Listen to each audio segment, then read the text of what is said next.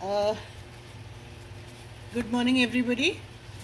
We would like to start the session today of the free papers in UVIA. The first paper will be presented by Dr. Shishir Varghese. Is he around? Yeah, yes, ma'am, I'm here. Shishir. Good morning, Shishir. Morning, ma'am. Shishir will be presenting his paper on ocular coherence tomography, angiography as a tool for visual prognostication in post-fever retinitis. Go ahead, Shishir. Okay, ma'am.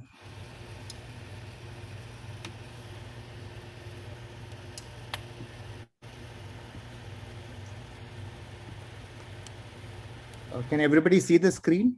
Yes. Yes, we can. Okay. So I'll start the presentation.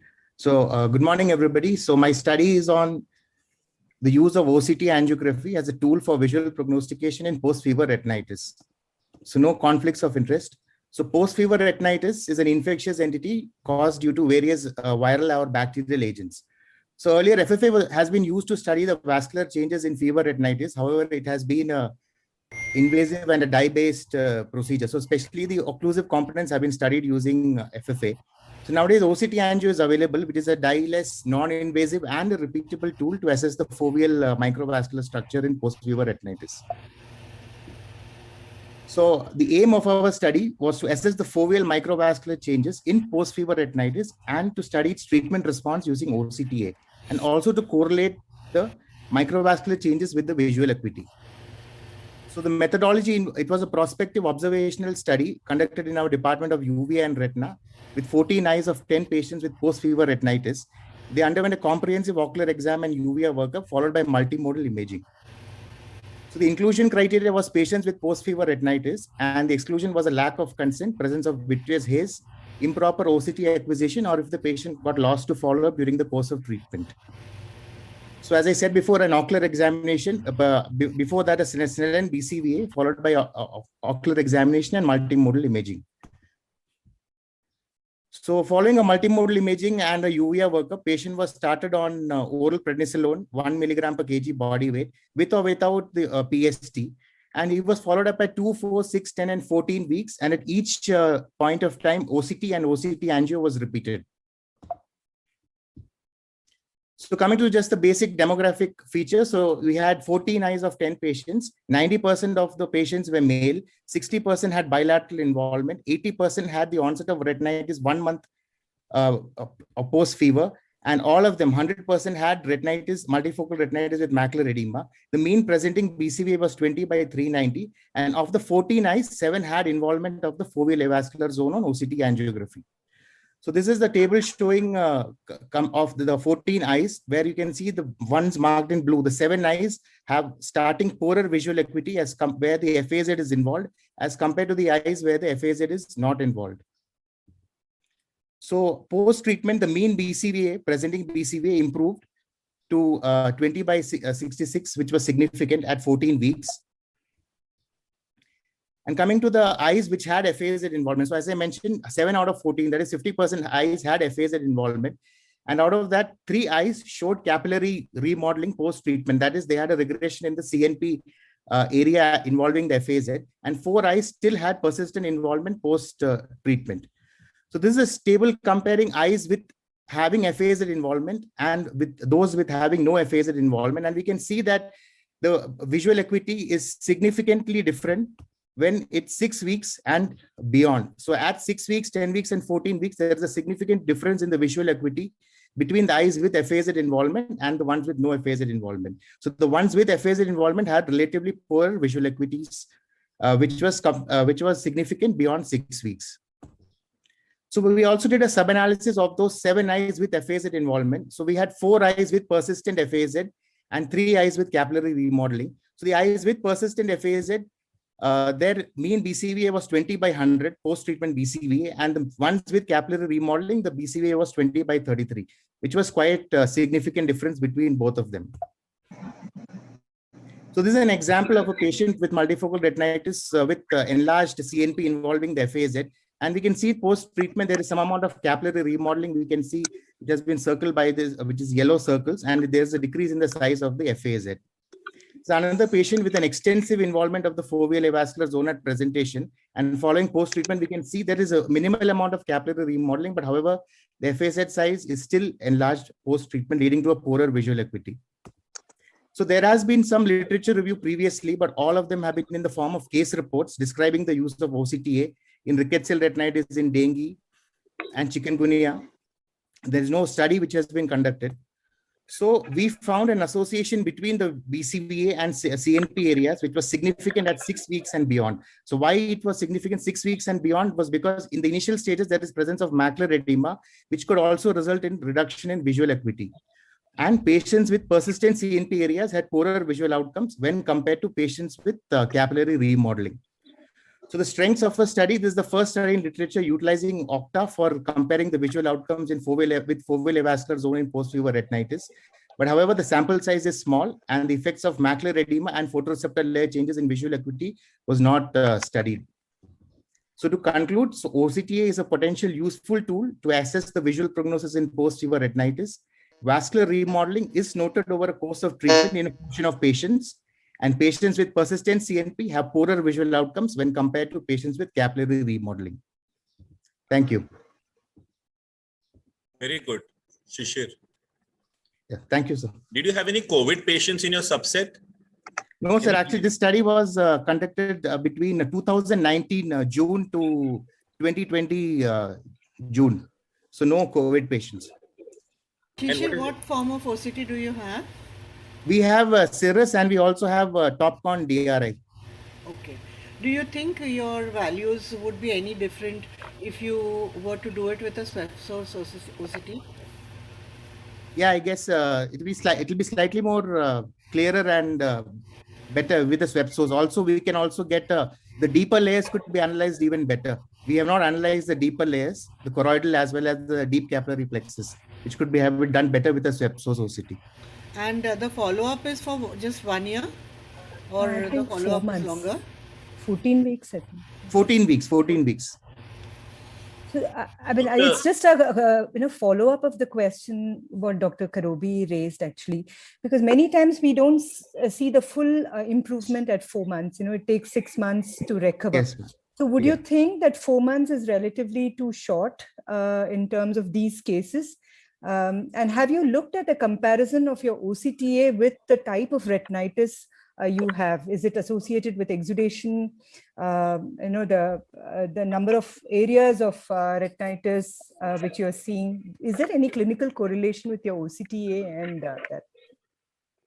Actually, few of the patients we had done an FFA. So it was correlating in the initial stages, the CNP was correlating with the FFA findings, that is the ischemia involving the foveal avascular zone. I just ask one question. Why you have given both posterior subtenon and oral prednisolone? Yes, sir. So PST was given only in a select number of patients where the sugars were not uncontrolled or they had some other issue where we could not give oral steroids. So it was not given for all patients. So it was not given both? No. For all patients, both of them were not given. Only if in patients where there was a delay in starting the oral steroids, we gave a PST. And once they got a clearance from the physician for starting steroids, we started the oral steroids. I have a question here. Have you used any anti-VEGF in these patients for macular edema?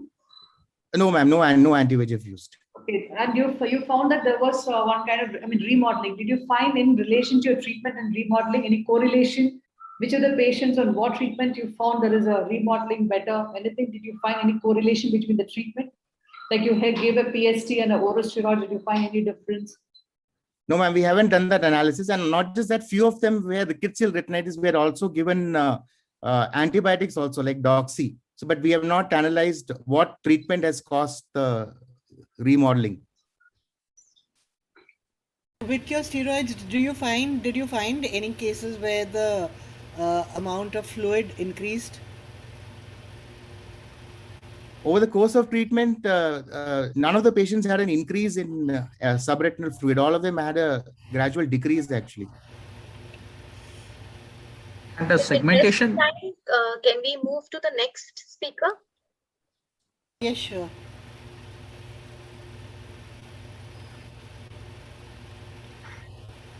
Thank you. Thank you, everyone. Next speaker Thank you, is Shishir. Dr. That was a Vivek good presentation. Thank you. Dr. Biswas, you can call for the next patient.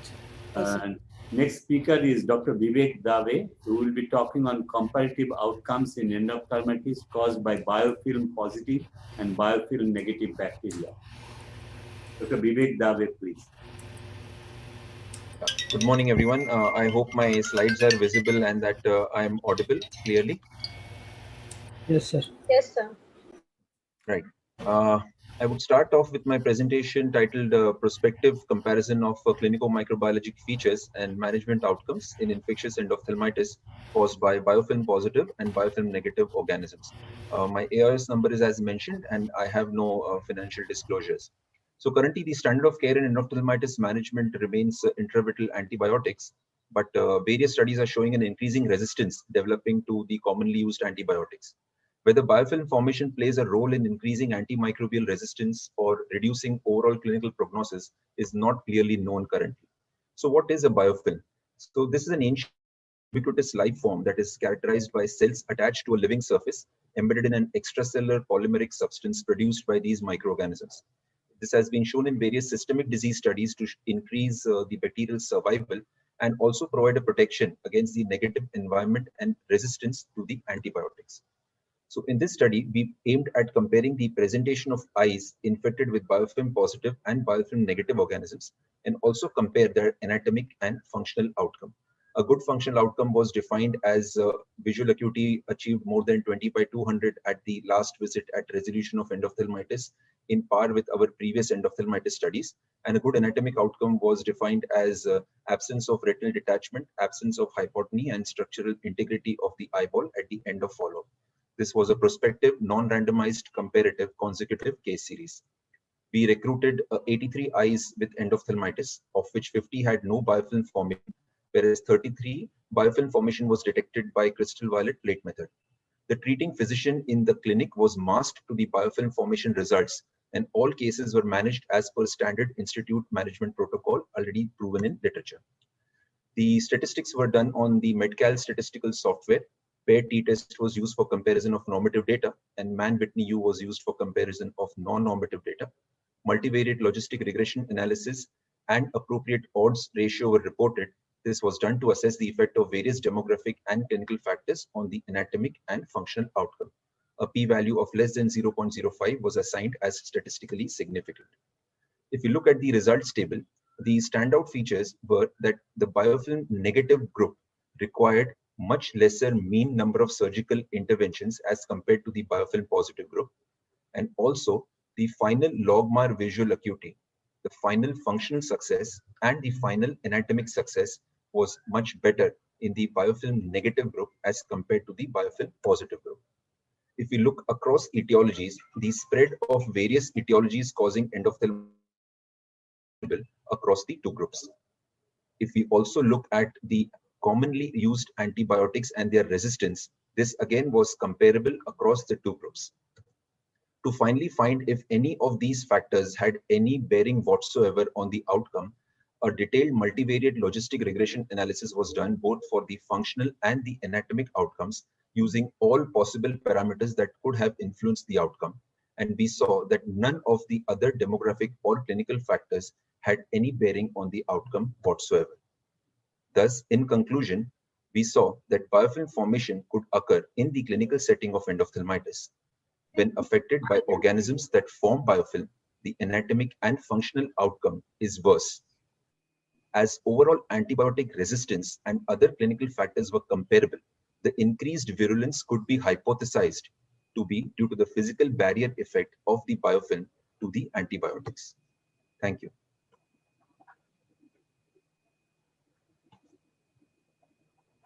I just want to ask you, what are the organisms who are biofilm positive and what are the organisms which are biofilm negative? In the current study, we found the biofilm positivity and negativity across the varied organisms that we usually get in endophthalmitis. So our results showed the presence of streptococci, staphylococci, Pseudomonas, Escherichia coli, and Sternotrophomonas as the commonest organisms forming biofilm across both the groups.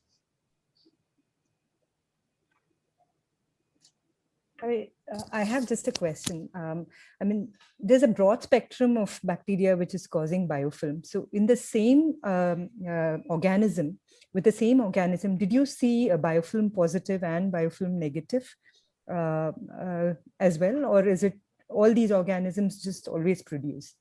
Yeah, I think that's a great question. We found a similar organism in both the groups. So what we hypothesize this as an inference is that possibly there are different strains of the same organism. So there could be a Pseudomonas which is not biofilm positive. There could also be a Pseudomonas strain which is biofilm positive. So the same organism could manifest in different ways. I think this possibly is also in sync with the clinical observation that sometimes we do find Pseudomonas in our culture or our smear, indicating that it's a virulent organism, but the clinical course seems to be comparatively favorable.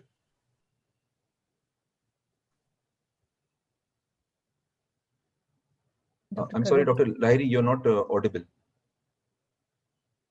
Thank you. Your study is very good, but I wanted to ask you, apart from prognostication, does it help anyway in the treatment of these patients? Right. So that is the next step that we are looking at. This was basically a pilot concept understanding as to whether biofilm formation occurs in the cases that we see and would it have any bearing on the clinical outcome. So going ahead, we are attempting to work with industry or the non-medical fraternity to try and see if we can come out with some sort of a diagnostic or some sort of kit wherein one can quickly pick up as to whether the organism that is infecting a particular case is a biofilm producing one or not. And based on that, we would then look at seeing whether immediate aggressive vitrectomy or maximum possible management in these cases gives a relatively better outcome. Okay.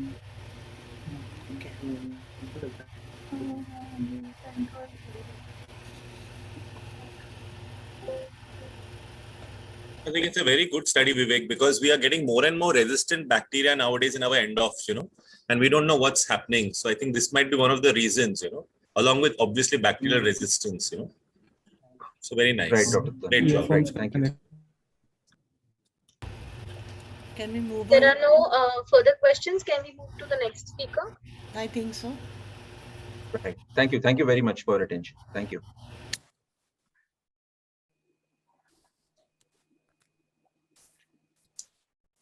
Kalpana, why don't you announce? Yeah. So the next speaker will be Dr. Komal. And her paper is on study of corneal changes using confocal microscopy in tuberculosis and sarcoid uveitis. Dr. Komal, please. Yes, sir. Good morning, all of you. Can you hear me properly? Yeah. Yes, we can hear you. Yeah. So, good morning. I am Dr. Komal, and today I'm going to present about study of corneal changes using confocal microscopy in tuberculosis and sarcoid uveitis. So, as we all know, TB and sarcoid are the most common causes of granulomatous uveitis in our clinic, and hence it's crucial to correlate clinical finding diagnostically. So, for this, confocal microscopy is considered as boon for all the ophthalmologists. So, it's a non-invasive technique that can demonstrate anatomical details of the organ at tissue level, and it gives various parameters like dendritic cells, morphology of KPs, and corneal nerve fiber analysis. So, study done by Wortman et al. Says that the morphological features of AP can change across the time, and hence it can be readily used to differentiate between infectious and non-infectious cases. Also, study done by Mahendra Das et al. Suggested a typical features of central globular dendritic pattern in infectious and stipple pattern in mostly non-infectious uveitis. Considering this, so the aim of our study was to analyze corneal changes in patients with ocular tuberculosis and sarcoid by using confocal microscopy and to correlate them clinically. So it was an observational case series of about 24 eyes of 14 patients, out of which 9 were TB and 5 were sarcoid. All underwent confocal microscopy at presentation and at 3 months, and parameters like corneal nerves, dendritic cells, and the KPs were studied at the presentation at the 3-month.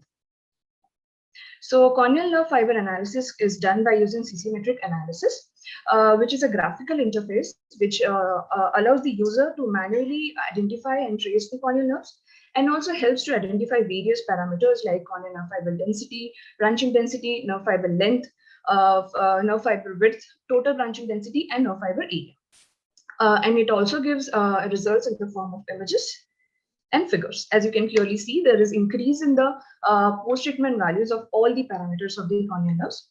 Also, a typical central globular and dendritic pattern of KPs were seen in tuberculosis, whereas a predominant globular pattern was seen in sarcoidosis, which was eventually turned into a pigmented clumps and stipple pattern in completely resolved cases.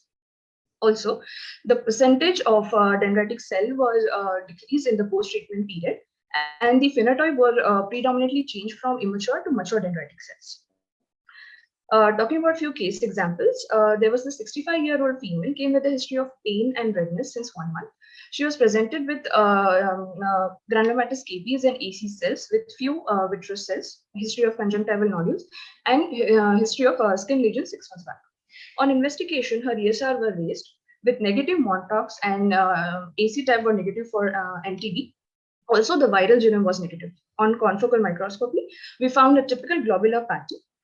Hence, she was started on topical steroids with tapering dose, and on pulmonologist consult, she was diagnosed with stage 3 sarcoid, and hence started on methotrexate 10 mg. She eventually resolved after 3 months, and then her KP changes from globular to stipple pattern. There was this another young lady of 18-year-old came with a history of blurring of vision with magnified KPs. Her MOTUS were positive with negative viral genome. On confocal, she was diagnosed with she presented with a central globular dendritic pattern, hence started on AKT, and eventually her morphology changes into pigmented pattern. So it was found that among 14 eyes with ocular TB, almost all eyes showed central globular pattern of TBs, while out of 8 eyes diagnosed with sarcoid, 5 showed infiltrative pattern, and rest of them show globular and stipple pattern of TBs. Percentage of dendritic cell were drastically reduced during the follow-up period, and the dendritic cell has changed their morphology from immature to mature, which is an indirect indicator of resolving inflammation. So all the nerve fiber analysis parameters were increased, except these corneal nerve fiber width, where the post-treatment values were lower than the pre-treatment values. Hence, increase in the post-treatment values of the nerve fiber analysis indicates sign of resolving inflammation. So to conclude, IVMC can be used in additional investigation for management of TB and sarcoid. Dendritic cell were used to monitor the course of the disease, and the corneal nerve fiber parameter increases in the post-treatment values. However, its clinical significance needs to be studied in the larger cohort of the case series. Thank you.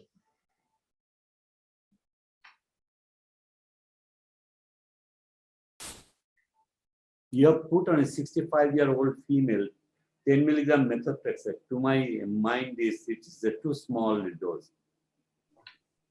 Sorry, I couldn't hear you so properly. This is a 65-year, one of the case which has a sarcoid you diagnosed, and 65-year-old patient you have put on the 10 milligram methotrexate, which I feel is quite small. Okay, so that was actually started by the pulmonologist, not by us. So I have a question. The finding which you have described about the tuberculosis is kind of, there is a fibrillary pattern along with a globular and in sarcoid. Why do you think this could be when you think both are similar diseases? What is your speculation on what could be the cause of this varied pattern? Okay, so I think, ma'am, tuberculosis is an infectious disease, whereas sarcoid is a non-infectious disease. That's a major difference in both of the pathologies. But yeah, we need a larger case series for the further evaluation. I have a question for you. A nice study, but who was doing the confocal microscopy? The histopathologist? Okay, so in our hospital we have a technician which does all the confocal microscopies for all the patients. So the investigator was the same. So or a battery of people who are doing it?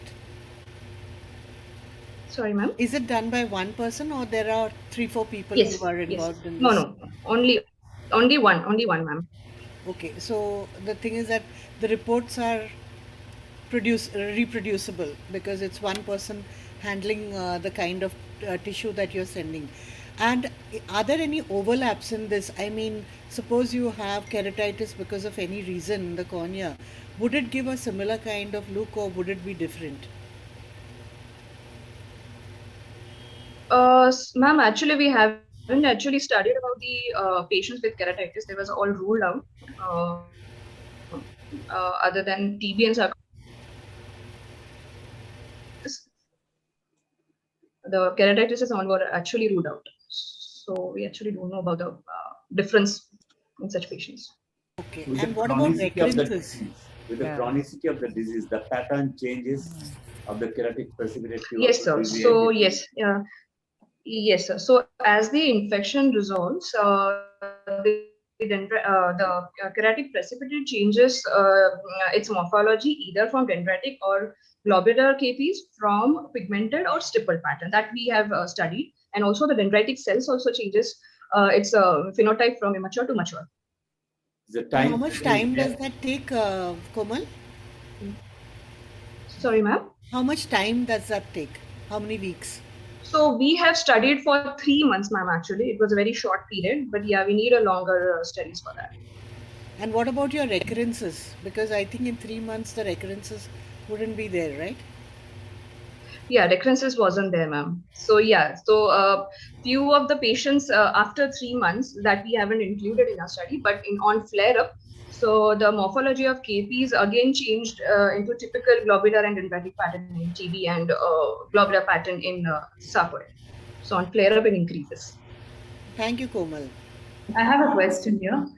Anyway, any of the cases did you, based on your confocal microscopy, did you change your diagnosis or a treatment protocol? I think what is the significance of your confocal microscopy in making a diagnosis of sarcoid and TB? Ma'am, first of all, it's a non-invasive technique. And as if you are talking about the confirmatory test, all the confirmatory tests for TB and sarcoid are invasive, like bronchoalveolar lavage biopsy or lymph node biopsy, all of these things. So I think our study will support the diagnosis and hence to initiate the treatment.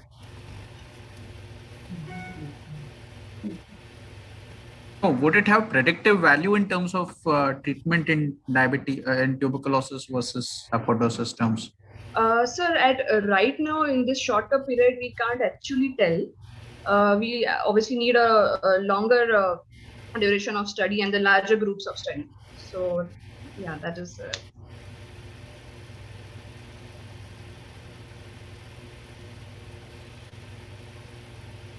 Ajay, you have any questions for us? I think it was very good. I mean, we always have that conundrum, in these granulomatous uveitis, between these two. So I think this is going to be a really good tool, to help us to differentiate because the treatment is totally diagonally opposite in both these cases. Excellent paper. Have we seen what's the pattern like in other other granulomatous entities like VKH and possibly reflexy? No, sir. Right now we have discussed only TB and sarcoid. So we are about to do that. Let us now move to the next speaker of the day. Yeah, go ahead. Ajay, can you announce the speaker? Yeah, it's my pleasure to introduce the presenting author is Dr. Zulaika, and she's going to speak to us on clinical study on endogenous endophthalmitis in a tertiary eye care center in South India. Dr. Zulaika, please.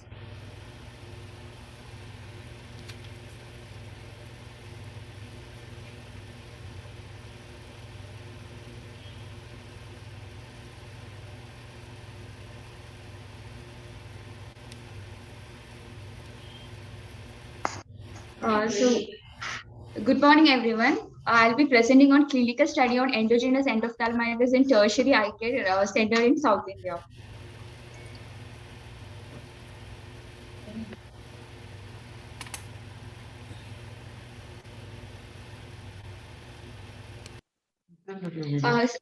Sir? Lights are not moving. Hello. Hello, Lights sir. are not moving. Yes, sir. Technical issues. Yes, sir. Yeah, it's Yeah. it's okay. Yeah.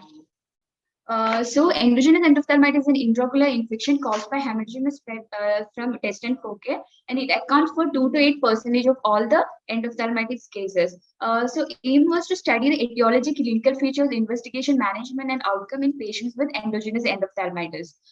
So it was a retrospective interventional case series of 48 eyes of 42 patients treated for endogenous endophthalmitis in tertiary care center between 2010 to 2020.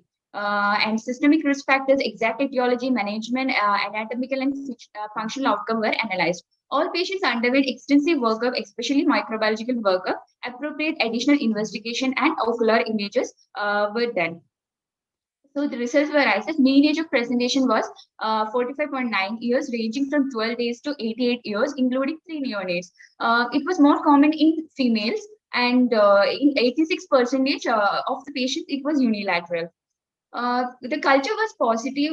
In vitreous sample, it was 72.7% and echo sample 46.5%. PCR positivity was seen in 90.6%, and most common infectious agent was bacterial, and most common organism isolated was gram-positive cocci. And urine culture was positive in 9 cases. Most common organism was E. coli. The most common systemic comorbidity was diabetes mellitus, and concomitant infection was a UTI. So the visual acuity presentation ranged from 6/9 to nil PL, and final visual acuity was improved in 47.91%. And 3 underwent evisceration, all 3 were gram-negative bacterial infection. 25 eyes underwent pars plana vitrectomy, of which 52% had better visual outcome. And anatomical success rate was seen in 62.7%, and function success rate was seen in 58.1%. The most common complication we encountered were cataract and retinal detachment. So this is a case example where an 83-year-old male came with complaint of blurring of vision in both eyes. He was diagnosed with transverse corneal carcinoma 2 months back, and for the same, hemicolectomy was done. And post-surgery, he had encephalitis with acute kidney injury and blood culture with Staphylococcus hemolyticus. So in this patient, both the endogenous endophthalmitis was diagnosed. And here, the left eye vision was much worse than right eye. And the culture was positive for bacteria and treated as bacterial. But this patient had superadded fungal infection also. Histopathology of left eye confirmed candida infection. So initially, he was presented as bacteria, started responding, then started worsening, and explantation of lens and envelope capsulectomy revealed candida albicans, and the patient responded well with antifungal. These are the images that are resolving X-rays. So then other example is like 12 days old male infant with history of abscess in right hand. The patient was like ACTAP confirmed gram-negative bacilli, intravitreal vancomycin ceftazidime, transplanar vitrectomy and vitrectomy along with topical and systemic antibiotics and topical steroids and cycloplegic agents were given. But still the patient eventually went to phthisis. So this is as the discussion. So our study duration was 10 years.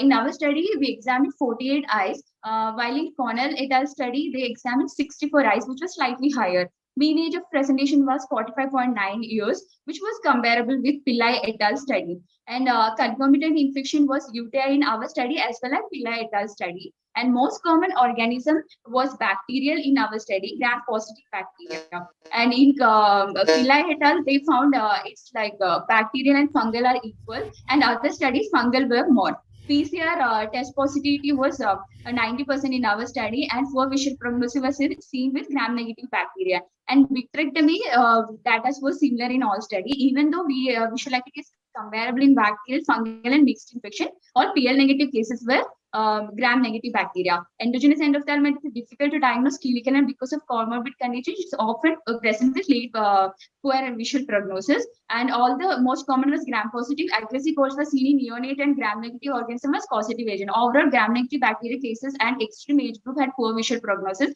PCR test positive was seen in 90.6 cases. Early recognized and accurate diagnosis and appropriate treatment resulted in good visual outcome. Thank you.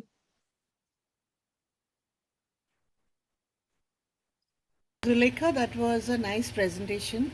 I just wanted to ask you one question about the case 1 which you showed. You said that you all had earlier treated for bacterial and then afterwards you all started fungal treatment.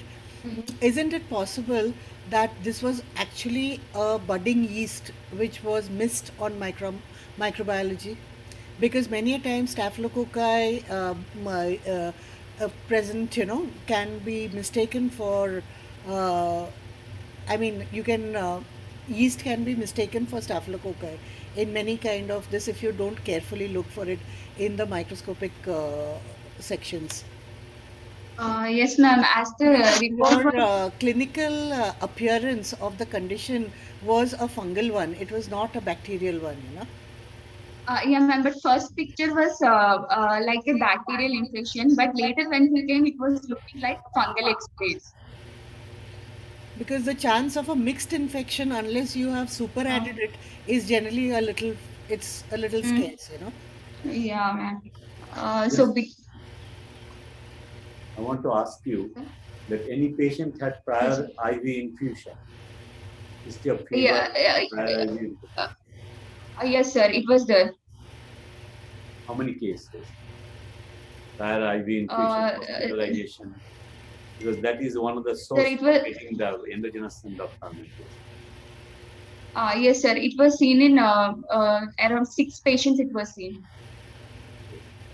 Has PCR changed there is a disparity between the PCR and culture in any of the cases? Yes, sir. Yes, sir. It was there. Actually, PCR positivity was seen in 90.6% of the cases, but culture was not that much positive.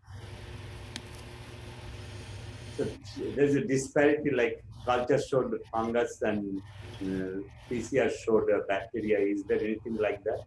Or both PCR showed both? Sir, in 1 or 2 cases, that disparity was there. So it was a pan-fungal and pan-eubacterial genome was tried? Yeah, sir. It was tried like that. What about high diabetics? Because your table that you went through of the causative reasons, was there diabetes, like high diabetics, as there were patients of high diabetics? Yes, sir. Most or kidney transplant patients who are compromised.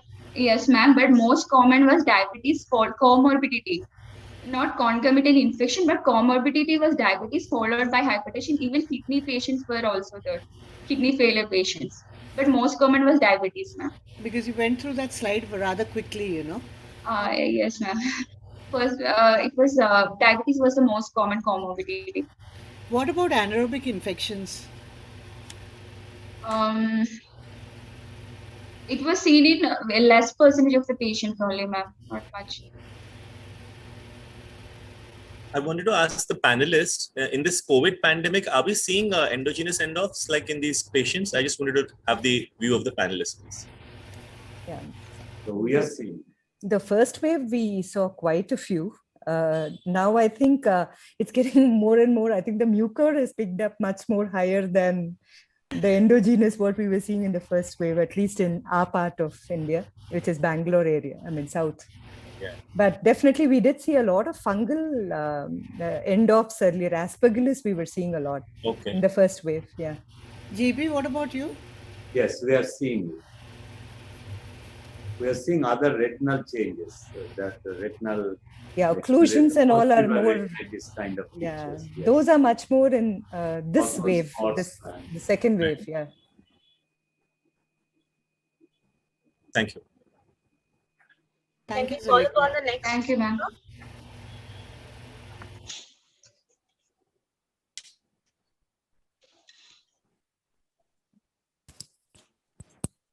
So our next speaker is Dr. Sneha Jain, and her topic will be retained encapsulated caterpillar hair, a rare presentation of panuveitis.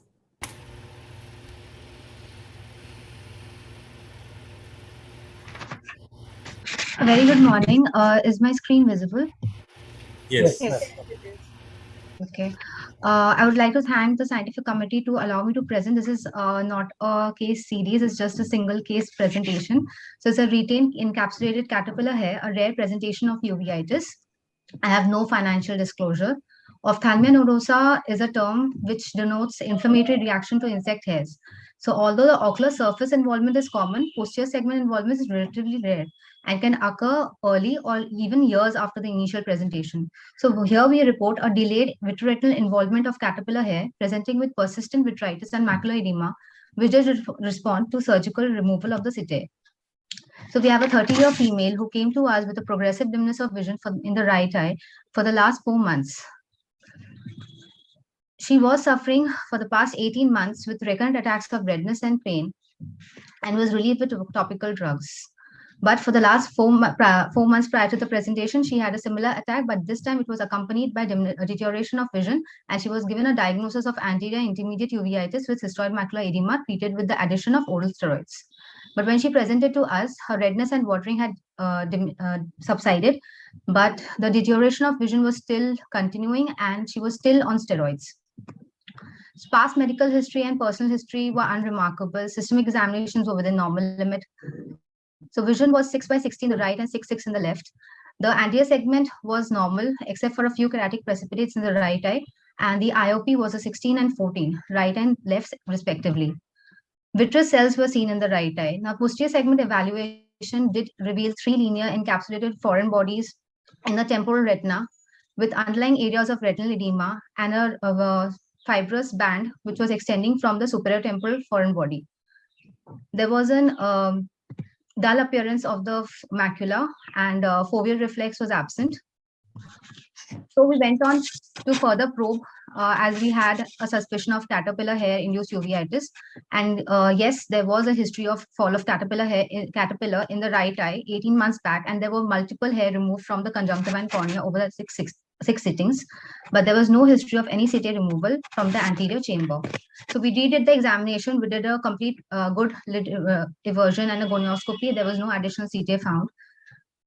Did a USG. Unfortunately, we do not have a picture here. There were high spike echoes corresponding to the location of the foreign body. UBM, unfortunately, was not done in our case. And the 3D OCT of this patient 4 months prior to the presentation did reveal the macular edema of 428 with cystic spaces, which on presentation to us had increased by 182 microns. And there was also an increase in the cystic spaces while the patient was still on steroids. So we took the patient up for lens sparing pars plana vitrectomy for the removal of the caterpillar hair under 23 gauge pars plana vitrectomy.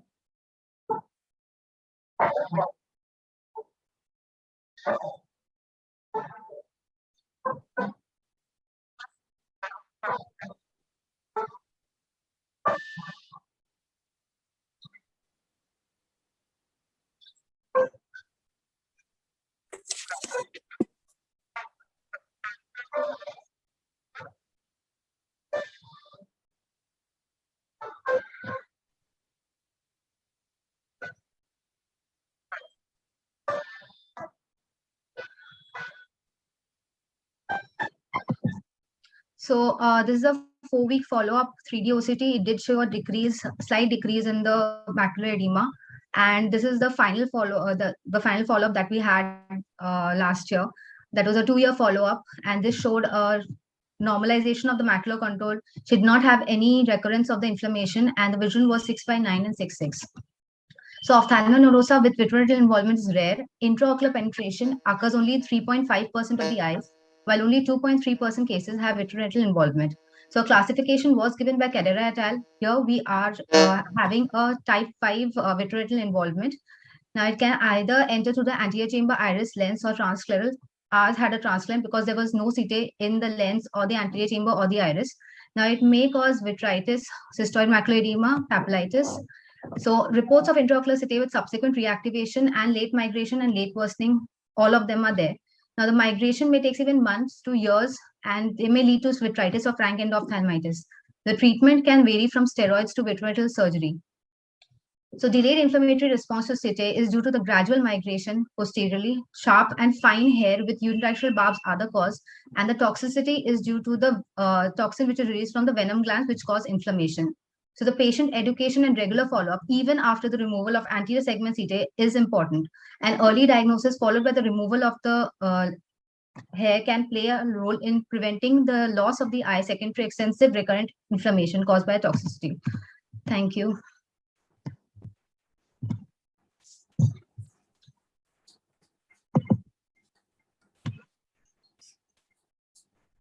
one to find out the ciliary body involvement, because this is quite common in that one. We have reported UVM and quite long back in a patient in 2000. In American Journal of Ophthalmology. After some biomicroscopy of caterpillar hair in uveitis, into which presented as intermediate uveitis. So the ciliary body is one of the area which it tends to involve. Yeah, that was a very nice paper and well presented. The only thing I wanted to ask you, what was the minimum time to a bounce back to 6/9 vision from the time that you did a vitrectomy? You showed a follow-up at 2 years. Yes, but ma'am.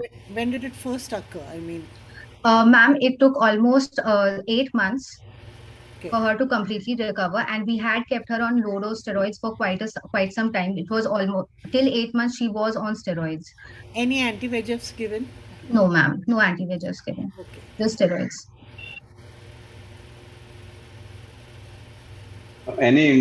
Hello. Yes, sir. Yeah. Any intraocular triamcinolone used during surgery or So we do not use. vitrectomy? No, sir. We did not use Oracort. We did Oracort free, but we have kept the patient on oral steroids. So no intraocular steroids used. So do you think any role of this, because it is a It unilateral would have case? helped. Yeah, Yes, it's a sir. unilateral It would case. have. It would have helped the patient because the patient was phakic. So we thought not to give intraocular steroids. We were doing a lens sparing vitrectomy. So we thought let's try with the oral steroids and see if it resolves. Okay, thank you. Did you given any antibiotic intraocular or systemic? So systemic antibiotic we usually give after every operation. So that was the it was a normal systemic antibiotic, ciprofloxacin. Otherwise, we're not giving any antibiotic. Like it's not unusual, like just a post-operative regular antibiotic. So you tell that you have given low dose steroid for around 3 months, I think, or more No, than sir. that. So more than that, it was up till 8 months. She was on 1 tablet of steroids. Like it was tapered very slowly. It was tapered from 6 tablets. It was tapered to 1 tablet for almost 8 months. Why you did that? Because you are getting some reaction inside, or Yes, sir. Because the macular edema had not resolved up till 8 months. It was still there. So then we had to give her, we had to continue giving, and also we were inspecting for any additional foreign bodies because we had done a thorough inspection. We had done a scleral indentation on it, but there's still reports that there may be some foreign body, some setae which may show late penetration into the posterior segment. So we were looking at that and we were trying to avoid any inflammation. So what do you think the pathophysiology behind this inflammation? It is purely a mechanical one or some toxin released from the caterpillar? Venom glands, because each caterpillar hair has a venom gland, and also because of there are two things. One is the mechanical and one is the chemical reaction. So the venom glands are very important. They are the things which are causing all the toxicity and the inflammation that is associated with the caterpillar hair. And also they have this tendency of always going in the eye, inside the eye, because of that unidirectional spike that they have. So even if they're broken, but they'll still go inside. So what do you think antidote for that kind of venom? Did you find anything in research for that? Because we don't want to continue the steroid that much. So we have one paper where Asher, he did a YAG laser to the to destroy the caterpillar hair, not to migrate, but I'm not sure about the venom part. He did YAG lasers to the caterpillar hair so that it would be destroyed and not move, like it would not penetrate into the eye, but not for venom. Okay. Thank you very much. With interest to time, let us move to the next speaker. Thank you, sir. The next speaker is Dr. Namita Dave. She is presenting her paper on cataract surgery in non-infectious pediatric uveitis in an era of biologic therapy. Our experience.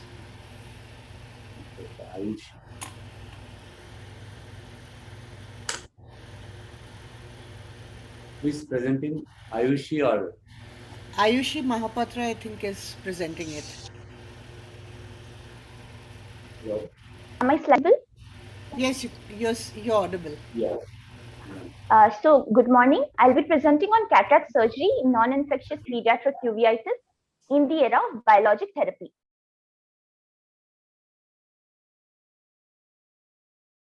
Hence, historically, cataract surgery in pediatric uveitis had been associated with a poorer visual outcome.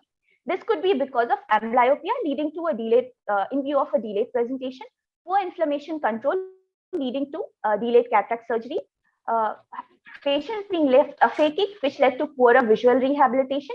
Uveitis as well as post-operative sequelae also played a role.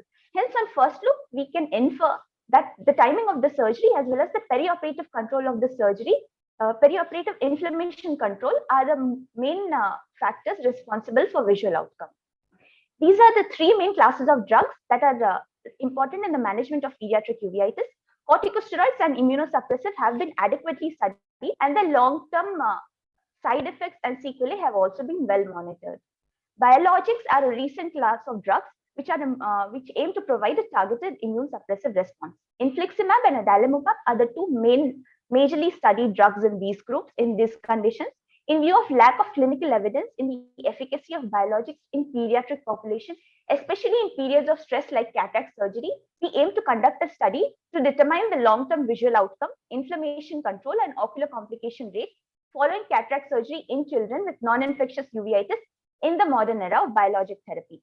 Hence, we conducted a retrospective interventional study from March 2019 to October 2020 in 11 eyes of 6 children with non-infectious uveitis undergoing cataract surgery.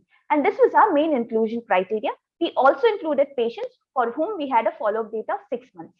We excluded patients with infectious or traumatic uveitis and patients of age more than 16 years. We retrospectively collected data including demographics, clinical features and complications, ocular and systemic diagnosis, perioperative medications use, surgical techniques, pre and post-operative visual acuity, and inflammation control till 6 months. Out of the 11 eyes, 6 eyes achieved quiescence or oral corticosteroids alone, 5 eyes needed an additional immunosuppressive, and 4 eyes needed an additional biologics, out of which 3 eyes were started on adalimumab and 1 eye was started on infliximab. Coming to our surgical procedure, cataract surgery was done in all the cases after achieving 3 months of quiescence. We ensured minimal handling of the tissues intraoperatively, and a thorough irrigation of anterior chamber was ensured in all the steps. Posterior synechiae, pupillary membranes, as well as inadequate dilatation of the pupil were adequately managed. Adequate sized anterior capsular rhexis was performed. Lens particles were removed using lens aspiration. In the bag, intraocular lens implantation was done in all of our cases. 3 of our patients also received a stress dose of intravenous methylprednisolone. Primary posterior capsulotomy and anterior vitrectomy was done in 2 of our cases. Coming to our results, the male to female ratio was around 2:1. The mean age of onset of uveitis was around 3.76 years. The mean age of cataract surgery was around 5.27 years. The age ranged from 5 months to 10 years. The mean difference in the onset of uveitis to the development of cataract was around 2.15 years. 5 children had a bilateral cataract surgery done, whereas 1 child had a unilateral cataract surgery done. 50% of our patients had a diagnosis of juvenile idiopathic arthritis, and we had 1 each of chronic granulomatous disease, inflammatory bowel disease, and idiopathic uveitis. 6 of the eyes had an anterior uveitis diagnosis, whereas 3 had intermediate and 2 panuvus cases were also found. Preoperatively, all of our patients had a poor pupillary dilatation. 7 had posterior synechiae, 3 had pupillary membranes, and 5 had band-shaped keratopathy. Coming to the follow-up of visual acuity, the improvement in visual acuity from immediate post-op to 6 months post-op was found to be better in the patients with biologics. We did not compare pre-op and immediate post-op visual acuity because of the fact that some of our patients had the component of amblyopia involved. The anterior chamber reaction showed a better improvement in the groups with biologics. In the follow-up from immediate post-op to 6 months post-op, the rate of recurrence in these patients was also less. Post-operatively, 2 of our patients presented with posterior capsular opacity, 3 had a posterior synechiae, 2 patients had amblyopia, and we had 1 each of cystoid macular edema and recurrence of uveitis in the 6 months follow-up, hence noted. Hence, patients on biologics showed a better response to treatment, degree of reduction of post-operative inflammation, and recurrence rate as compared to those on immunosuppressives or steroids alone. These patients also showed a better post-operative improvement in visual acuity from immediate post-op to 6 months post-op. Hence, Biologics can be used efficiently in pediatric uveitis cases in periods of additional stress like cataract surgery. Cataract surgery in uveitis needs strict perioperative control for inflammation and delicate maneuvering for obtaining adequate visual potential. In future prospects, we are still following up these patients and we can conduct a larger community. Thank you. Dr. Ayushi, yours is not a controlled study, am I right? Yeah. I mean, you're comparing, basically biologics plus immunosuppressives plus oral steroids versus another group which just has oral steroids and immunosuppressives, right? Yeah. Yes, sir. Yeah. So then, would we be right in assuming that the patients who had already had a very aggressive disease, those were the patients who received biologics? Yes, sir. This is not a control study. This was just a retrospectively. The fact is, after we actually had a very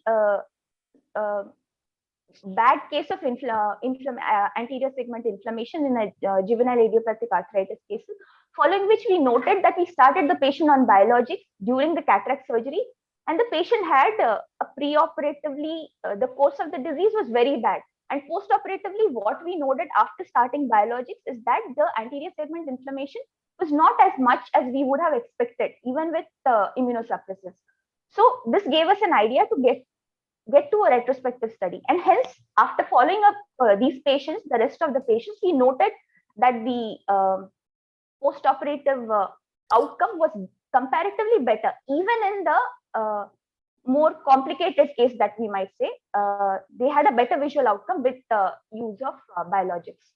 So, Dr. Ayushi, I have a question. So, the patients whom you have chosen on biologics, are they patients with JIA in comparison to your other group? I mean, diseases? Because that will totally, skew the whole picture, because these are patients who are known to develop severe inflammations. That is my one question. The second one is, all your patients had IV methylprednisolone. So wouldn't the effect of IV methylprednisolone also contribute to a significant amount of decrease in postoperative inflammation? Generally, because the period which you have looked at is very short, it's only 6 months. And for a biologic to work like adalimumab, it takes a month or two. So I'm not sure how earlier they were started on, but if you have started these patients like post-surgery, then I would wonder whether it is the drug which is making a difference or it is the steroid which is making a difference. Yes, ma'am. So not only the juvenile idiopathic arthritis cases, we had a inflammatory bowel disease case also, Crohn's disease child who had a very bad panuveitis. So we had, because 50% of our cases itself were juvenile idiopathic arthritis. So we had, these were the main two groups of patients which were put in that category. Again, as you said, we took patients who had a worse complicated uveitis and worse inflammation into our groups because they needed a biologics additionally. Yes, ma'am. Adalimumab as well as infliximab was started long before the cataract surgery was done. So we started the patients at least 3 months before the cataract surgery. And for example, for the we gave the infliximab child, we started the five doses of infliximab were given before the cataract surgery, followed by the rest doses post cataract surgery also. So we made sure that preoperatively also the inflammation control was carried on till post cataract surgery. And one more thing is, we were not exactly comparing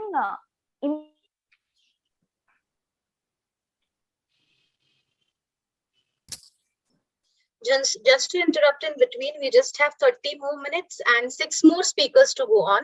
Had with children with biologics and without biologics. In mind was that hello. Yeah. Yes, ma'am. What I was saying that we immediate post-operatively we had a similar post-op reaction in both the cases. This was again keeping in mind that the patients who we had taken up for our biologic study had a worse inflammation and needed more manipulation during surgery. We took the anterior chamber inflammation from immediate post-op to 6 months post-op and calculated their response as such. Thank you. Yeah. Yeah. Yes. Thank you. Thank you. Immunosuppressive agents are also given with the biologics, like methotrexate given with adalimumab, Yes, sir. or infliximab also given with adalimumab, methotrexate. So Yes, methotrexate also given. So that also may be a cofactor which alters the prognosis. Can we now move to our next speaker, please? Yeah.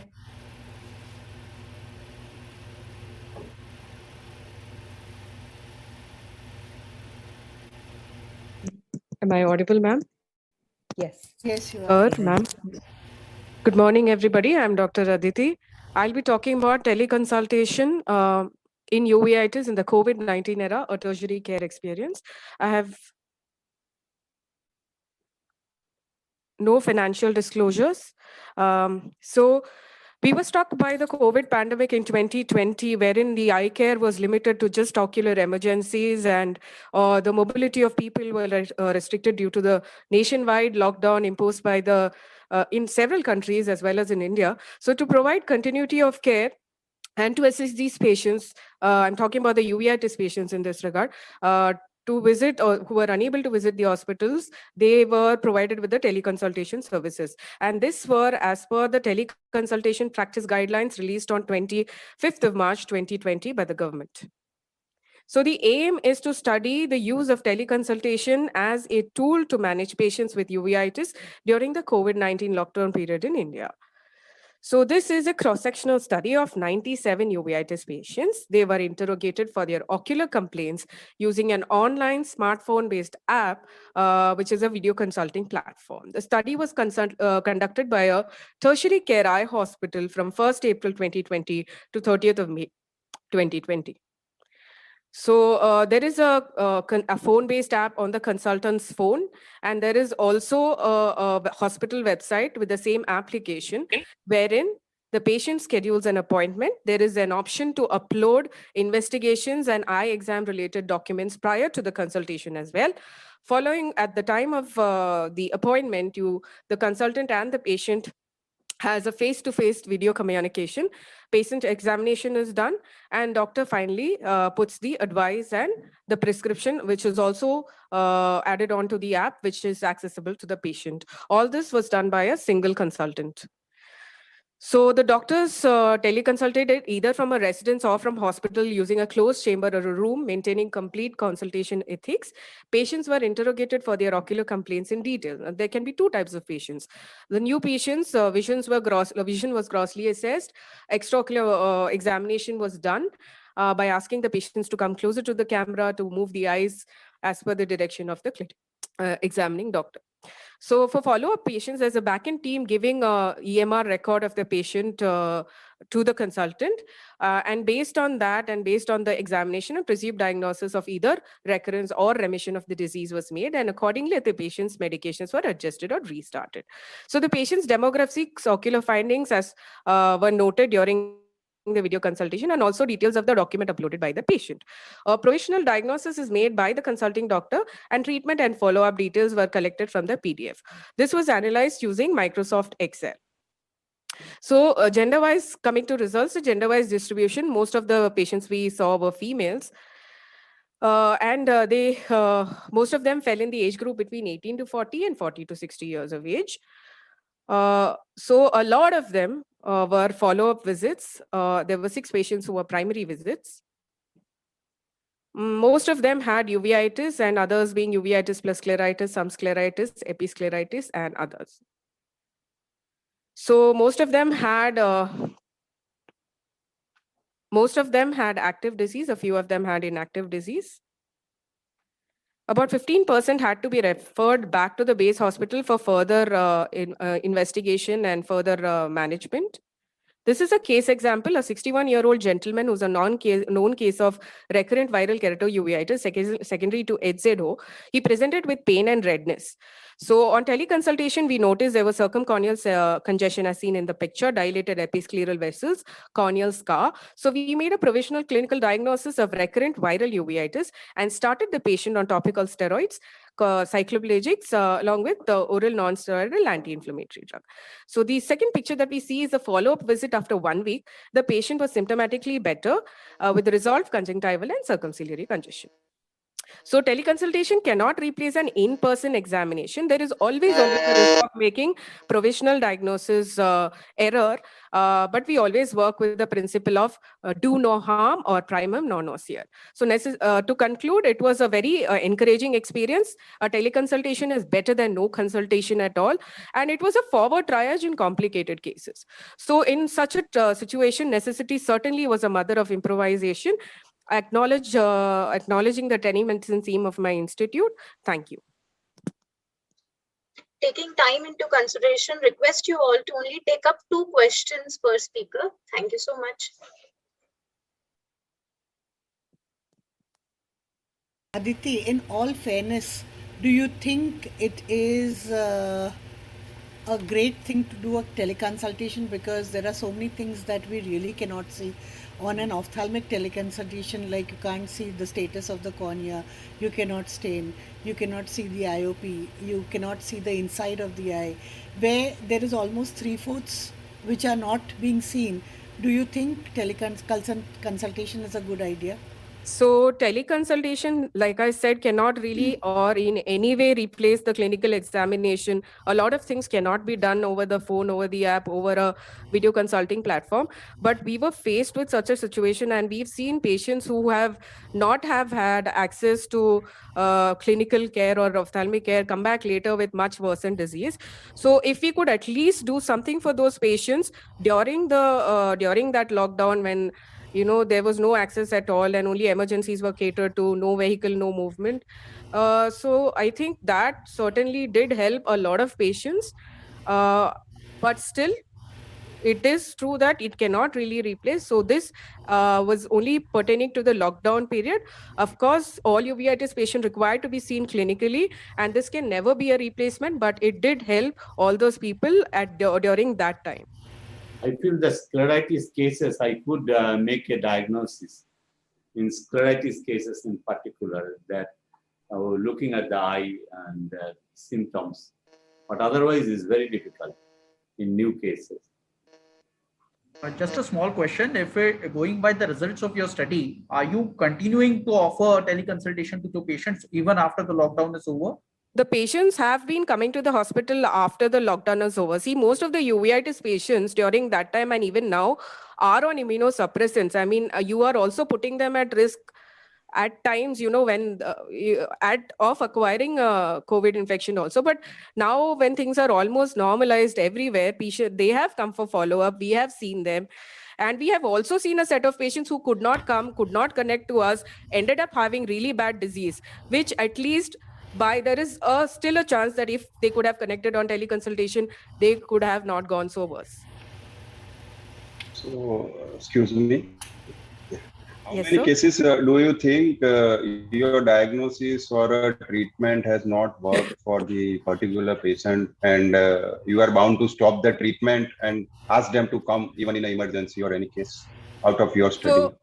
So this was only for a period of 2 months, and there was no such case. But the cases where we felt that required, there were 5 such cases that had to be referred back to the hospital. They were primary consults, and there was one primary consult which was episcleritis, and the diagnosis could be made over that and did not require a base referral. But other than that, the follow-up patients, since we've been seeing them, I think it worked well for us. Request you to now move to the next speaker, please. Thank you.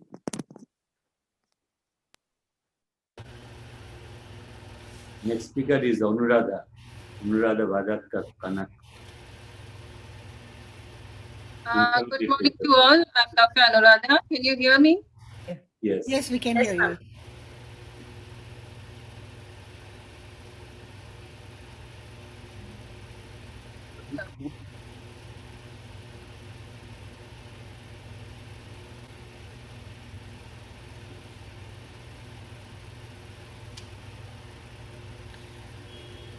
We can't hear you now.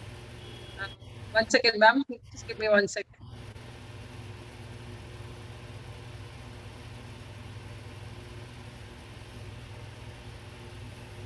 Yeah, we can hear you.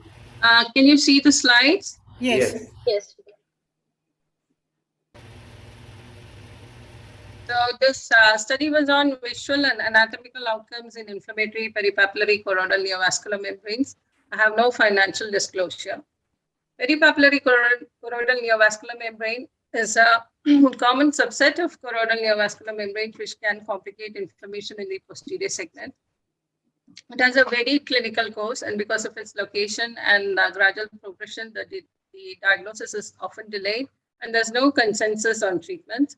This was a retrospective interventional case series conducted in the Department of Uveitis and Retina in Aravind Eye Hospital, Coimbatore. We included all active peripapillary inflammatory CNVM with a minimum of 6 months follow-up. The data collected included demographic, anatomical classification, etiological diagnosis, best-corrected visual acuity in central macular thickness, baseline, and final. Treatment details, local and systemic. The activity of CNVM was assessed with OCT, FFA, in some cases ICG. The data was entered into Excel sheet and analyzed with SPSS software. Our objectives were to see the changes in best corrected visual acuity as well as central macular thickness post-treatment. We had 18 eyes of 13 patients included in the study. The mean age was 45.38. The follow-up ranged from 7 to 180 months with a mean of 51 months. We had 6 males and 7 females. 8 patients had a unilateral CNVM and 5 had a bilateral peripapillary CNVM. The anatomical diagnosis was posterior uveitis in the great majority of patients, followed by panuveitis. The etiological diagnosis was presumed ocular TB, followed by idiopathic group. All 13 patients received oral steroids. 10 of them received ATT and 5 required immunosuppression. Out of the 18 eyes, in 4 patients, the CNVM regressed with systemic anti-inflammatory therapy. 10 eyes required an anti-VEGF injection, out of which Avastin was given in 10 eyes, Lucentis or Avastin in 3 eyes, and in one eye was Lucentis alone. The number of injections varied from 1 to 8 with an average of 3.28. When we compared the baseline visual acuity with the final, the mean best corrected visual acuity by logMAR was 0.72, and it improved to 0.45 the final follow-up, which was statistically significant. The mean central macular thickness, which was 353 microns at baseline, reduced to 268 microns at final follow-up. This also was statistically significant. So this is the right eye of a patient with multifocal choroiditis and peripapillary CNVM, better appreciated in the FFA-ICG, showing an excellent response with a combined treatment of systemic anti-inflammatory therapy and anti-VEGF. So we looked at the published data on inflammatory choroidal neovascular membranes, trying to concentrate on the peripapillary variant. So Bansal et al. Has published the diagnostic challenges in inflammatory choroidal membrane. Out of the 73 eyes, which they had, 33 were peripapillary CNVM, making it the largest subset. The commonest etiological diagnosis was presumed ocular TB, similar to our study. In this study, 14 eyes had a delayed diagnosis, out of which 8 were located in the peripapillary region. D'Souza et al. Has studied the long-term visual and anatomical outcomes after intravitreal anti-VEGF therapy in inflammatory neovascular membranes. In their series, 8 out of 15 eyes had peripapillary choroidal neovascular membrane. 6 of them had an etiological diagnosis of presumed ocular TB. And a significant improvement was noted in vision and a reduction in central macular thickness after anti-VEGF therapy. Ranjit Singh et al. Has studied a 1-year outcome of intravitreal anti-VEGF therapy exclusively in peripapillary choroidal neovascularization of varied etiology. So out of the 77 eyes which had peripapillary CNVM, 10 had uveitic etiology. All of them were non-infectious, and VKH was the commonest one. Our study is limited by the small sample size and retrospective nature. We can assume that the posterior uveitis of presumed tuberculosis seems to be the commonest association of peripapillary CNVM in our part of the world. 22% of the CNVM resolved with systemic therapy alone. 3 Treatment resulted in anatomical resolution of CNVM in 77% of the eyes, and 94% of the eyes had stable or improved vision at follow. So to conclude, patients with multifocal choroiditis may have a higher risk of developing peripapillary CNVM and need to be monitored carefully. Anti-VEGF therapy may be reserved for sight-threatening peripapillary CNVM. These are my references. Thank you.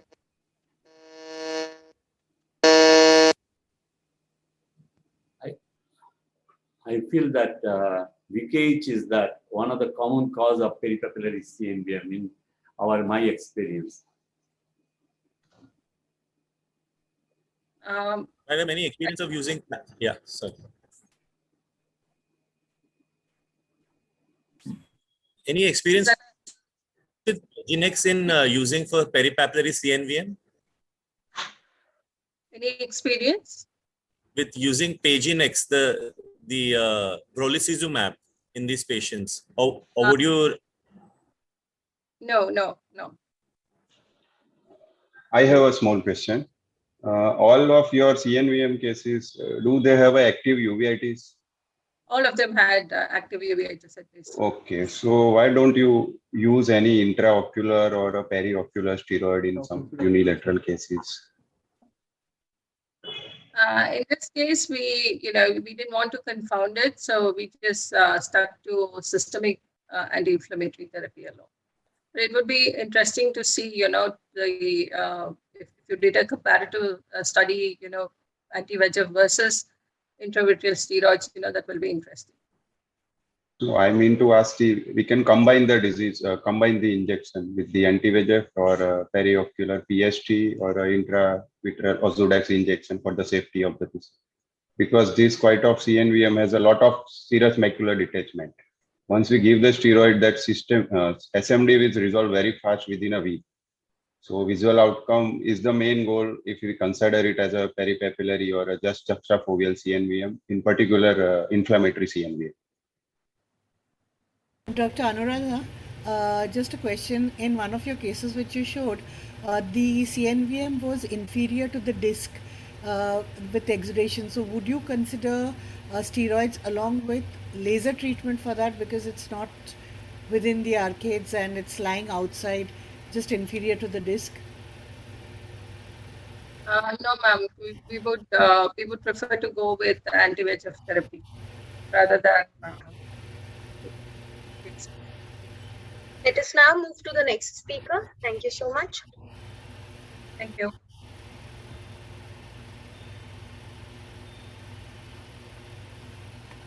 Ajay just announced, no? Yeah, I would like to invite the next speaker, Dr. Sneha Bopatkar. She'll be speaking to us on anterior segment optical coherence tomography, a quantitative method of scleritis evaluation. I think that'll be a really interesting talk. Looking forward to it. I hope my slides are visible. Yes. Good morning, everyone. I'm Dr. Sneha Bopatkar, and I'll be presenting a paper on ASOCT as a novel method of quantitative evaluation in scleritis. And Dr. JB sir is my co-author. I have no financial disclosures. Scleritis is a clinical diagnosis where patients are generally presenting with redness and pain, especially increasing on ocular movements. Few reports of evaluation of the scleritis using UBM are available, but still there is no definitive mean of quantitative evaluation. As ASOCT is a good tool for assessment of cornea, anterior chamber, and sclera, our study aimed at evaluating characteristic findings on ASOCT, which could help in diagnosis and management of the scleritis. Our study is a retrospective analysis of 42 eyes of 36 patients who came to our tertiary eye care institute. 24 eyes had followed up until the scleritis became inactive, and the ASOCT was done post-treatment during the inactive stage. The rest of the eyes, that is 22, which could not be followed up until inactive stage, the normal other eye was used as a control. All the ASOCTs were recorded using Zeiss Visante, and the scleral thickness was measured in all the quadrants, and it was compared with the same quadrant of the control group. The area of the focus of our study was the scleral thickness and presence of hyporeflective spaces on the ASOCT. 64% of our cases were of diffuse scleritis, And the rest included nodular necrotizing scleritis, sclerouveitis, and sclerokeratitis. 45% of the active cases showed the presence of hyporeflective areas, which could consider only, and if you consider only diffuse scleritis, about 92% showed the resolution of these areas post-treatment. When we compared the quadrant with the maximum scleral thickness with the same quadrant of the control group, we found that there was significant difference between the scleral thickness of the cases and controls. And if we correlate with the diagnostic findings in the clinical picture, here is an example showing hyperemia in the superior quadrant of the sclera on slit lamp image, and the corresponding ASOCT of the superior quadrant, which is showing increased scleral thickness with few hyperreflective spaces in here, most probably. The image below is showing the ASOCT in the inactive stage of the same eye of the same quadrant post-treatment, and the decrease of the scleral thickness and hyperreflective areas were noted. Our findings were in consistency with the previous studies, which showed about 200 microns increase in the scleral thickness in active scleritis. And as per our understanding, the hyporeflective areas could be the pockets of either scleral edema or dilated vessels, and a significant reduction was noted in the inactive stage. And here I would like to conclude by saying that ASOCT could be used as a tool to supplement clinical diagnosis using scleral thickness and hyporeflective areas as the factor of evaluation. Thank you. Thank you so much.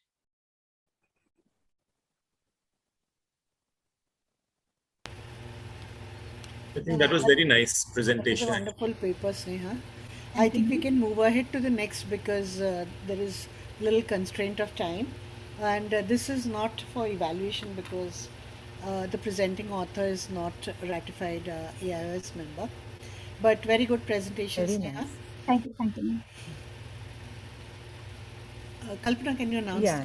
So the next paper will be presented by Dr. Atul Arora. His topic is subretinal hyperreflective material in posterior uveitis.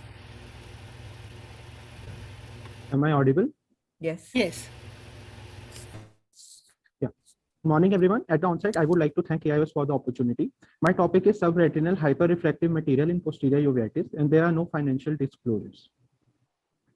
Subretinal hyperreflective material, or SHREM, is a morphological feature seen on AOCT as a hyperreflective material that is below the neurosensory retina but above the RPE. SHREM may be composed of neovascular tissue, hemorrhage, exudates, fibrosis, vitelliform material, or reticular pseudotrusion. SHREM has been reported in a variety of pathological conditions like AMD, myopia, pachychoroid. It has been extensively studied in AMD eyes, wherein presence of SHREM has been associated with poor visual acuity and poor risk to anti-VEGF. Coming to our study, the aim of our study was to analyze SHREM in posterior uveitis using Swepsos OCT and OCT angiography, and to analyze the role of anti-VEGF therapy in cases of vascularized SHREM. It was a prospective, interventional, randomized control study wherein subjects with quiescent posterior uveitis were enrolled. Swepsos OCT and OCT angiography was used to characterize SHREM and identify intrinsic neovascular network inside SHREM. The study was approved by Institute Ethics Committee. We studied a number of quantitative as well as qualitative SHREM parameters. The quantitative parameters were SHREM height, width, and flow. Among the OCT line scans, the area the scan showing largest SHREM dimensions was taken to calculate SHREM height and width. Swepsos OCT angiography B scan was used to calculate percentage flow area using a third-party software, ImageJ. Coming to the qualitative characteristics, the reflectivity of SHREM was compared to nerve fiber layer, and if it was similar to nerve fiber layer, it was adjusted at higher reflectivity, while reflectivity less than nerve fiber layer was labeled as low reflectivity. Transmission of OCT signal below SHREM was observed, whether it was increased or decreased. Presence or absence of subretinal or intraretinal fluid was noticed, and a Pitchfork sign, which has been described in literature as finger-like projections from SHREM into outer retinal layers, was also noted. All eyes which showed SHREM on OCT underwent OCT angiography to rule out presence or absence of neovascular complex. If neovascular complex was present, the SHREM was labeled as vascular SHREM. Otherwise, it was labeled as avascular SHREM. The avascular SHREM were kept under follow-up, while eyes with vascular SHREM and presence of fluid on OCT were given 3 doses of 4 weekly ranibizumab followed by PRN. The eyes with vascular SHREM but no fluid were randomized to either treatment or observation arm. Treatment arm was given treatment as in group 1, while in observation arm, the patients were just followed up. The crossover criteria being drop in visual acuity, development of metamorphopsia, or appearance of fluid. The follow-up period was 6 months. Coming to results, we enrolled 42 eyes of 33 patients with mean age of 29 years. Tubercular choroiditis, multifocal choroiditis, and PIC were the predominant etiological diagnosis.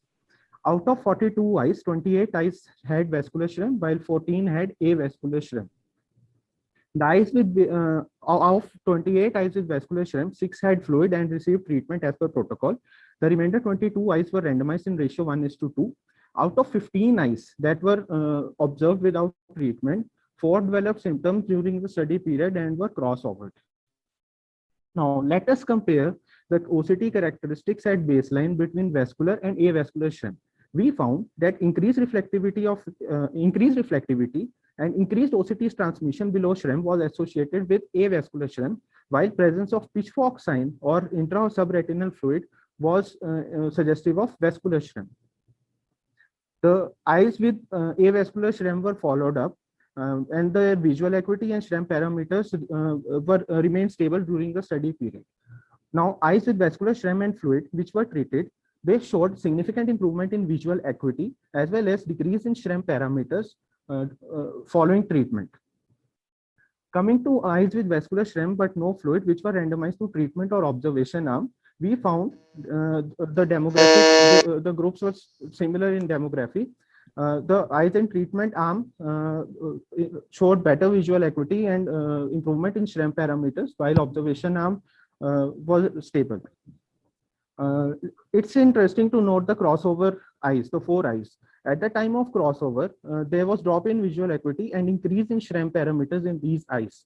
Let us go through this representative case of a multifocal choroiditis. Here we can see a shrimp with reflectivity less than nerve fiber layer, and corresponding OCT angiography shows flow and neovascular complex. Following treatment, the shrimp disappears, the transmission increase, and neovascular complex is gone.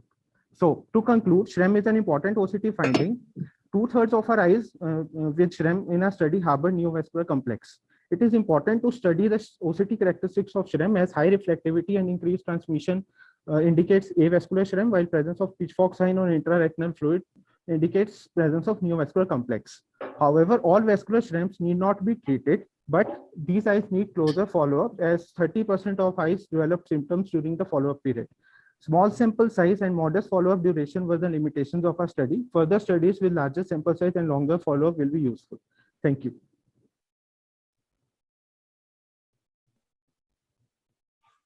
SRHM is such an umbrella term. Is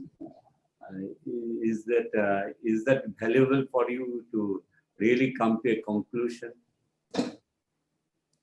Sir, for randomization and conclusion, the sample size was low, but the purpose of this study was that shrimp has never been studied in uveitis, and we compared vascular with avascular shrimps, and also compared how vascular shrimps, exudative as well as non-exudative, that is with fluid or without fluid, behave with treatment in terms of their improvement in visual acuity or shrimp parameters. But to extrapolate these results, longer studies are needed. This can be taken as just a pilot study for the purpose.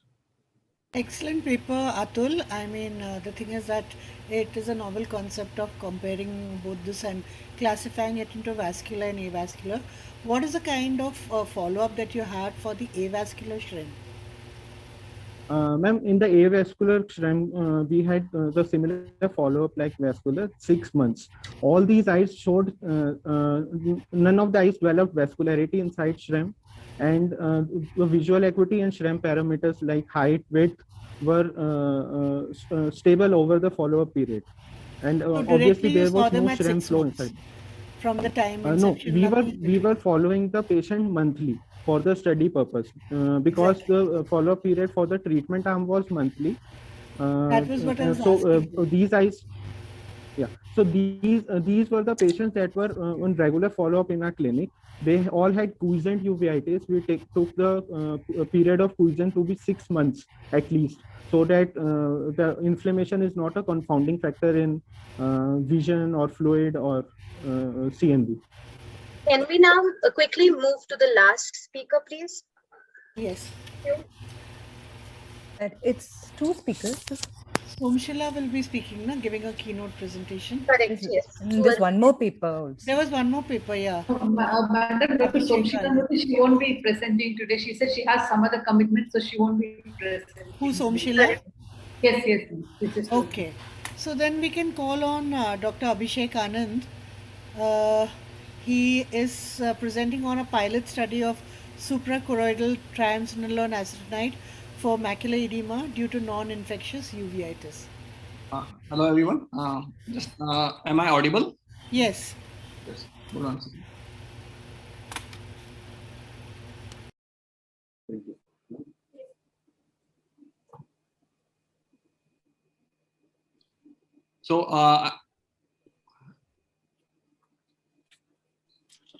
So I will be presenting a paper on pilot study of suprachoroidal triamcinolone acetonide for macular edema due to non-infectious posterior uveitis. My AIOC number is A19473. I don't have any financial interest. You're not able to see your slides. Can you share your slides, please? Okay, just hold on a second.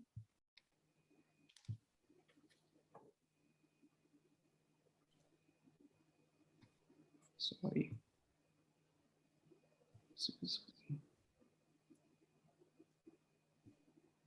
Can you see my slides now? Yes, yeah, full screen, please. Yeah, I will do that. Is it fine now? Yes, yeah. So, good afternoon, everyone. I will be presenting a pilot study of suprachoroidal triamcinolone acetonide for macular edema due to non-infectious posterior uveitis. My AIOC number is A19473, and I don't have any financial interest.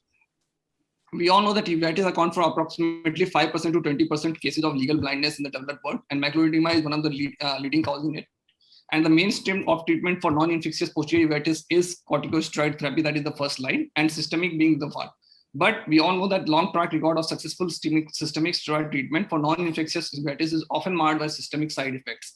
And the question here is, can local steroid route achieve profound immunomodulation of target tissue without lenticular or angle-associated or intravitreal injection-associated risk factors? So we feel that suprachoroidal space can be a potential answer to it.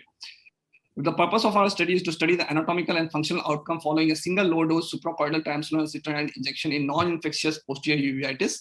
This was a prospective interventional study in a tertiary eye care center in East India. It adhered to the declaration of Helsinki, and it was passed by the institutional ethics committee.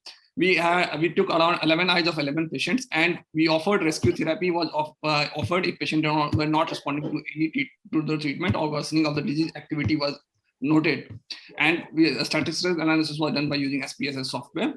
The primary objective was to look for how the treatment success was defined as greater than 10% reduction in CMT from baseline maintained throughout 4 to 12 weeks. And our secondary objectives, we also examined the best changes in the best corrected visual activity, as well as effect on other inflammatory parameters like vitreous haze, perivascular searing, duration, or changes in the choroiditis nodules or granuloma.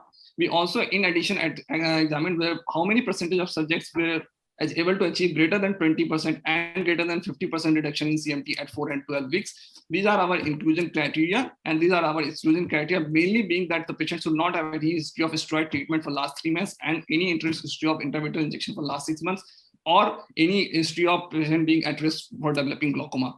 These are the study parameters which we examined, mainly being demographic data, BCVA, IOP, and certain examination, and OCT and fundus fluorescein. We did the 3 complete set of examination, one before injection at 4 weeks and 12 weeks post injection. All subjects received a single unilateral suprachoroidal injection through a specialized needle made by Tricon MIC, and approximately 4 millimeter from the limbus. 2 milligram was used. We had 4 patients of intermediate uveitis or vascularitis. We have 3 patients of vasculitis with CME, 2 patients of choroiditis and choroidal granuloma, and 2 patients of VKS syndrome.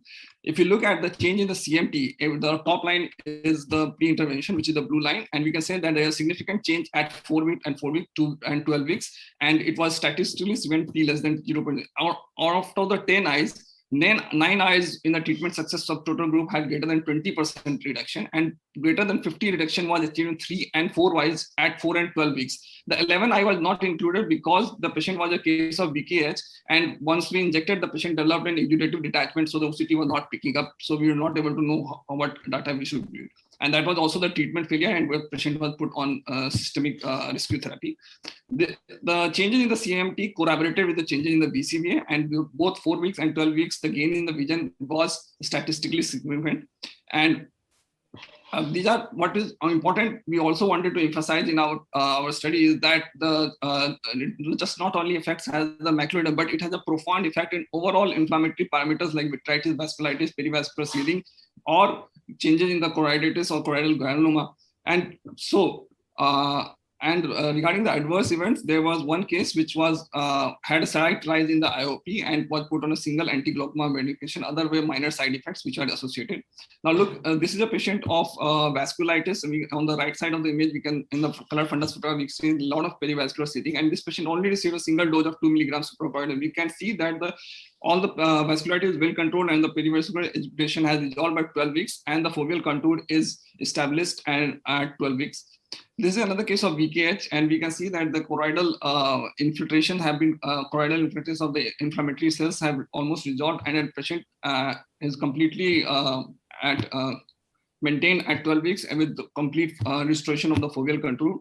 This is another patient of choroiditis who presented with CME, and we can see that at 12 weeks, the choroidal active choroiditis has subsided and has not changed into a quiescent scar, and the foveal contour is maintained at 12 weeks.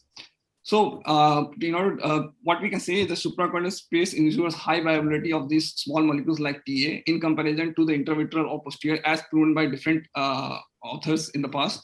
And TA and supra also acts as a depot, and levels are maintained in retina, choroid, and vitreous. In fact, we feel that it is more than 90 days. And dose sparing can be used to achieve similar efficacy via CS compared with traditional route of administration. There have been 2 past studies, the Bogwood study and the Peachtree study, and our dosing of 2 milligram achieved comparable or even better reduction in CMT in comparison to the 4 milligram. The BCVA was also comparable. What we want to hypothesize that low dose suprachoroidal steroid has profound effects on disease activity in non-infectious uveitis, and it can be the first line and sole therapy in patients with posterior uveitis in controlling inflammation and reduction of CMT. The novelty of the study is a 2 milligram low dose steroid and the new design suprachoroidal medium by Prycon Surgicals. However, a small sample size is the limitation of this study. These are my references. Thank you.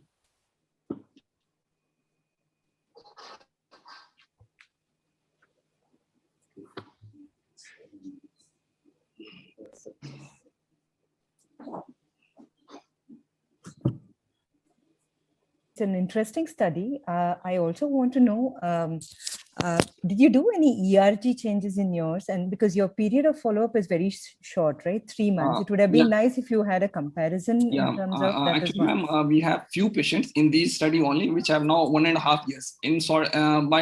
At my Regional Institute of Ophthalmology, we don't have access to ERG. So I am not be able to perform ERG in my patient. However, certainly your suggestion would have been very handy if we had an access to ERG. Certainly we would like to have performed ERG. But if we compare the different papers published in IOBS on suprachoroidal triamcinolone acetonide, they have compared the ERG and they have said there is no changes in the ERG in experimental models. Because the 3-month duration which you have taken, an intravitreal steroid would work as well, the same thing, especially if you're looking at efficacy. But so it would have been nice if there was a it's just like we have not put the data, but now of these 11 eyes, we have data of around 3 eyes who are now following us for 2 years. And now because of the lockdown, we could not increase the number of the patients. And the most important is that most of the patients that come to us, they are not treatment naive. Most of them have started steroid or some other form of treatment. So it's also hard to recruit the patient. But 3 eyes have now 2-year follow-up. One was with choroiditis and another with VKH, and they are maintaining a quiescent stage without any recurrence or anything. Thank you. What is the maximum number of injections that you've given? Ma'am, in most of the patients, out of the 11 eyes, I gave only 1 single injection and they have maintained the quiescence. Okay. But when I have used suprachoroidal in diabetic macular edema, I had to repeat injections, but not in uveitis. Excuse me. What are the grievous local side effects? Did you fail any in your 11 cases? So the most important side effect that we, when we are administering drug, is that we are scared that whether we will be injecting inadvertently injecting in the intravitreal route. But this is a learning curve that we have. Otherwise, what is the new design by the Pakon Surgicals, what we do is that when you inject, you feel a giveaway. When you enter the sclera, you'll feel there is a giveaway, and then there is a loss of resistance, and then we are easily able to inject it. In none of the eyes, I had intermittent injection in the intravitreal route. The one major thing difference between intravitreal injection and a suprachoroidal injection, that patient will complain of pain post-injection. That is most probably due to the stretching of the suprachoroidal nerves in the suprachoroidal space. So they do complain of significant pain at least for 4 to 5 hours, and then it subsides. Sorry for interruption. What is the now move to the next session very soon. We are running out of time now. So thank you everyone. Thank you the panelist and the speaker for such an informative session. Request you all to please send the markings done by you on the WhatsApp number that I'm sending over the chat now, or else you can also send it via email. Email also I will be sending you on the chat box. Thank you so much. Now moving to the third session. Thank you, everyone. Thank you, everyone. Bye, everyone. Nice seeing you all. Thank you. Nice, Karmi. Bye, JB. Bye.